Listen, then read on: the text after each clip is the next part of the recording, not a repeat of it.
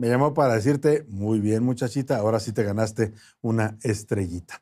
Vamos a cambiar el tema y vamos a volver hablando de la presidenta Sheinbaum con su propuesta de reforma que hoy finalmente presenta, después de que ayer pues no la tuvo lista porque pues, los desacuerdos con sus aliados siguen todavía. Es una reforma que va a llegar al Congreso sin tener todavía el respaldo de una mayoría calificada y ya está generando todo tipo de reacciones, desde los morenistas que dicen la vamos a respaldar con todo y que la presentan como una forma de mejorar y hacer más económica la democracia para los mexicanos, hasta las reacciones en contra, que advierten de que pues, con esta reforma se fortalece al partido hegemónico que hoy es Morena y se debilita a las minorías y al INE, reduciéndole presupuesto. Está en la línea de Zoom de A la Una el doctor Benito Nasif. Él es exconsejero del INE y también profesor actualmente del CIDE, el Centro de Investigación y Estudios Académicos. Qué gusto saludarlo, doctor Benito Nasif. Buena tarde.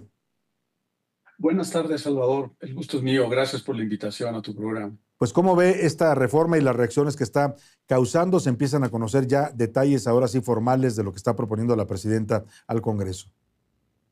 Bueno, se tardaron un poco. La esperábamos a principios del el mes pasado, enero. El acuerdo por el que se conformó la comisión presidencial establecía esa fecha límite. Eh, y finalmente, pues conocemos una versión de lo que contendría la reforma, la iniciativa de reforma presidencial, eh, eh, que nos presentaron el día de hoy en una presentación de PowerPoint. No tenemos todavía la iniciativa en blanco y negro, no conocemos los detalles y como tú sabes, en estas cuestiones tan técnicas, el diablo suele estar en los detalles, así es que solo podemos opinar sobre los grandes trazos anunciados de esta reforma, y que yo destaco particularmente tres, ¿no? Uno es el que tiene que ver con el cambio, la reducción o la eliminación de las senadurías de representación proporcional. Esta es una cirugía mayor a nuestra Constitución, particularmente al Congreso, a la Cámara Alta.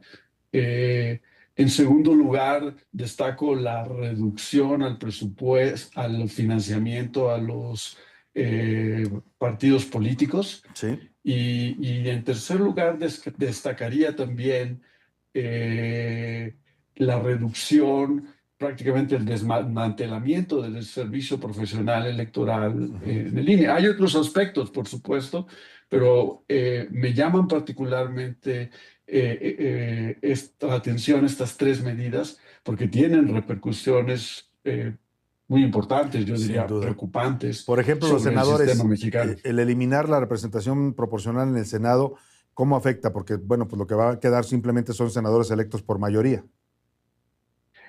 Sí, quedarían electos en los 32 estados de la República. Eh, Serían tres senadores, dos que irían a la mayoría, a quien tenga, al partido o coalición que tenga la mayoría, y el tercero iría a una primera minoría, ¿sí?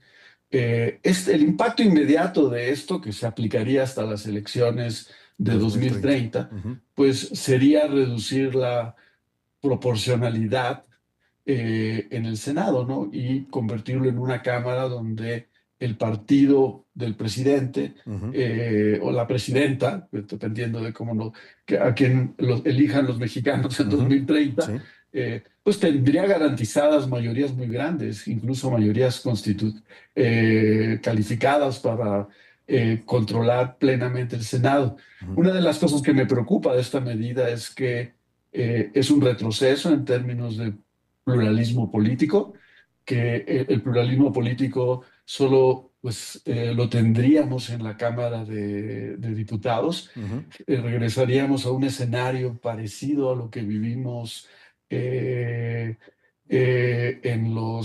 la década de los 90, donde el Senado pues prácticamente permanecería bajo el control de el Poder Ejecutivo, ¿no? Claro.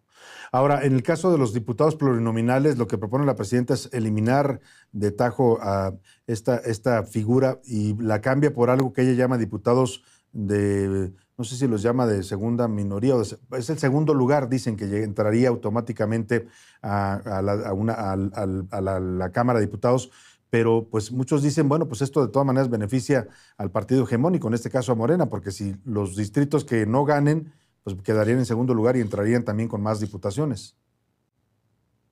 Lo que yo entiendo, Salvador, es que aquí la propuesta de la presidenta Sheinbaum es llevar al Congreso de la Unión, al Congreso General de México, Ujú, el modelo que ya tenemos en Ciudad de México para la integración del Congreso de la ujú, Ciudad de México ujú, y que las listas de representación proporcional, perdón, las listas de los partidos para el sí, reparto de escaños de representación proporcional se integrarían de dos maneras. Una, que serían las listas cerradas con las que estamos familiarizados actualmente. sí. Los propios partidos registran esas listas. Y la otra mitad se conformarían las listas en función del el resultado electoral, la proporción de los votos que tengan los Ujú, candidatos perdedores en los distritos. La idea de este cambio es pues limitar el poder de las dirigencias partidistas para decidir quién llega o no claro. como diputado de representación proporcional. ¿Sí? Para que no las Me usen para parece que eso es sus cuates, pues, ¿no? Como suele suceder sí, actualmente. ponerles un límite, Ujú, porque de cualquier forma puedes mandarlos como candidatos a los distritos donde mejor te va, ujú, ¿sí? ujú. Y por lo tanto, pues eso aumenta mucho la probabilidad de que lleguen a la Cámara de Diputados, ya sea como candidatos ganadores de mayoría relativa o en el repechaje Claro. como primeras minorías, ¿no? Ahora, en el caso del INE, dice, le preocupa la reducción del servicio profesional de carrera. Están hablando de reducirle 25% de recursos, de desaparecer los OPLES. ¿Cómo afectaría esto? Porque pues, hoy vemos un instituto que sí, es cierto, cuesta mucho a los mexicanos y quizás hay formas de ahorrar, pero no sé si esta sea la más adecuada. Sí, yo tampoco estoy convencido de que así sea. El INE tiene una estructura permanente en cada uno de los 300 distritos. Ujú, Tiene vocales de capacitación del Registro Federal de Electores, vocales secretarios, vocales ejecutivos, que son personal del servicio profesional electoral en y que yo diría es la columna vertebral del INE. ujú, La propuesta de la presidenta Sheinbaum es que estas juntas no sean permanentes, sino que sean temporales, se integren cada vez que hay elecciones. ujú. Eh, a mí me preocupa esto porque realmente si quitas a todos los vocales de las juntas distritales, acabas con el servicio profesional De carrera, electoral sí. Ujú, y de carrera. Y segundo, porque realmente degradas mucho ujú. al INE y la calidad de su estructura, de su estructura distribuida en todo el país, ¿no? Claro. El INE se parecería más a lo que hoy llamamos OPLES, Ujú, ¿sí? Donde el grado de profesionalización, la experiencia, el profesionalismo es mucho menor comparado con lo que tenemos actualmente en el INE.